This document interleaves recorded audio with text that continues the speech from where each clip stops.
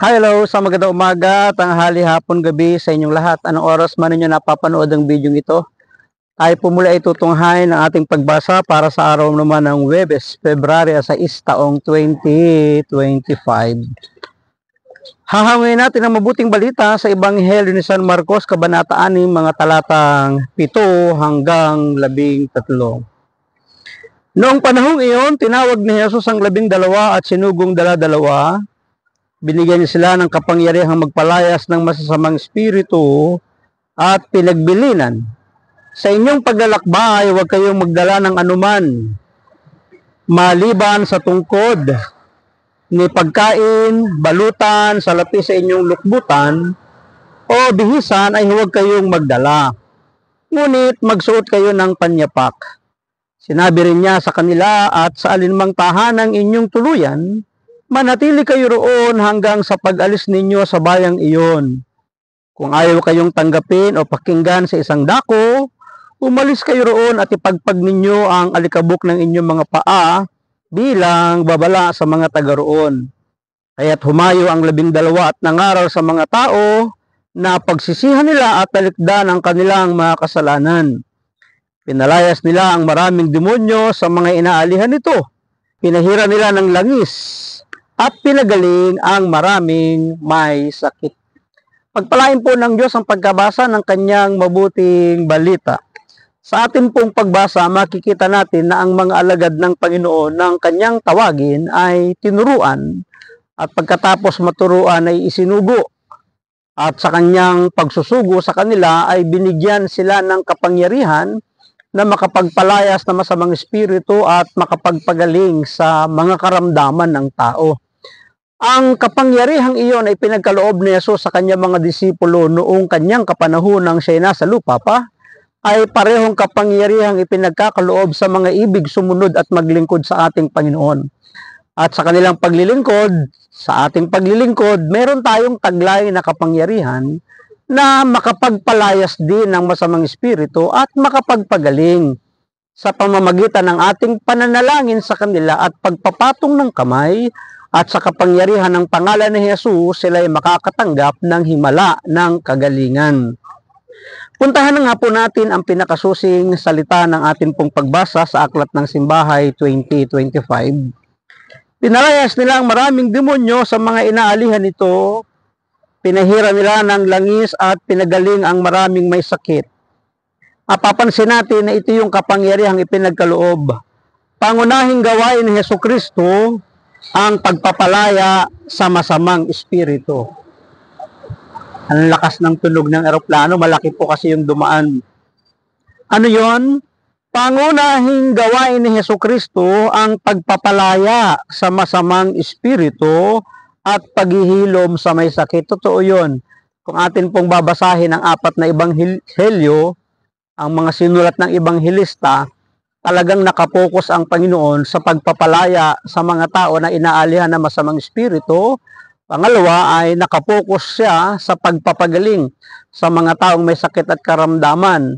At ang mga himalang ito na kanyang ginagawa sa mga tao ang siyang nagtutulak upang siya hanapin ng maraming tao sapagkat nababalita ang kanyang mga ginagawang kababalaghan. Ang mga gawain ding ito ang tanda ng pagdating ng Mesiyas. Ito naman talaga yung kanilang hinihintay. Pero isinugo ni Jesus ang kanyang mga alagad at nakibahagi sila sa misyon at gawain ito. Hindi lang naman ang Panginoon ang gumanap Tumawag siya para noong mga panahon na yon, maraming maka-enjoy ng kanyang kapangyarihan. Hindi lang siya limitado sa isang lugar, kundi sa pamamagitan ng kanyang mga alagad, ang mga tao din ay maaabot ng kanyang kapangyarihan. Kasabay nito, ang pakikibahagi nila sa kapangyarihan ni Kristo. Hindi nila isinagawa ang misyon sa pamamagitan ng sariling kakayahan, kundi sa ngalan at lakas ng Panginoong Hesukristo. Wala naman talaga silang sariling kapangyarihan.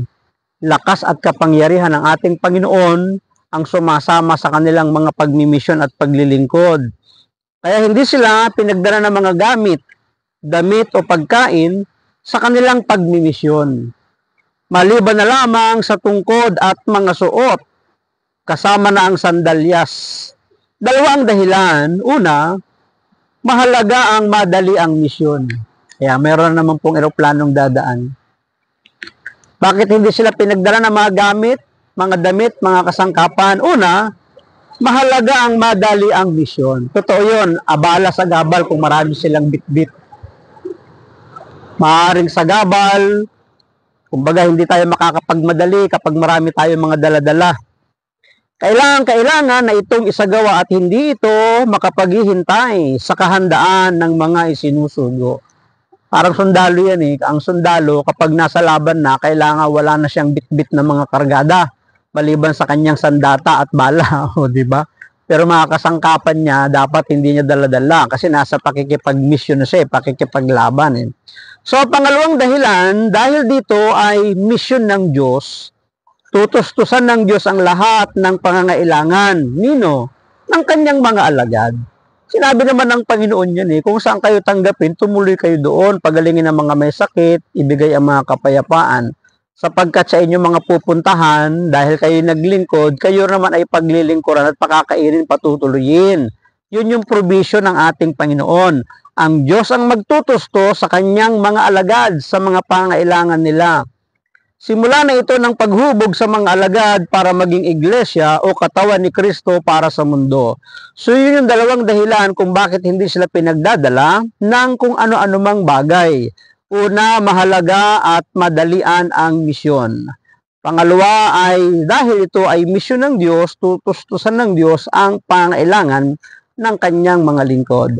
Bilang hamon, alagad din tayo ni Jesus. Tinawag na tayong maging kabahagi ng iglesia. Simula nang mabinyagan tayo. Kaya tayo din ay may misyon kasi bahagi tayo ng sambahayan. Bahagi tayo ng pamilya ng Diyos. Tinatawag din tayong ipagpatuloy ang buhay at misyon ni Kristo ngayon.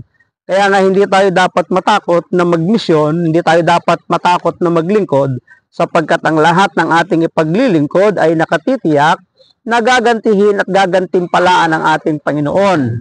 Sinabi na yan ni Jesus sa kanyang mga alagad, walang mag-iiwan ang kanyang ama, ina, anak, kapatid, magulang, mga ari-arian, lupain, bangka, lambat, nang dahil sa akin at sa mabuting balita ang hindi tatanggap ng gantimpala sa buhay na ito at sa buhay na walang hanggan.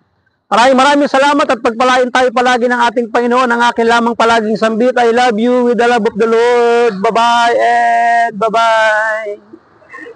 Ang laki ng eroplano, ang ingay ng engine. Thank you.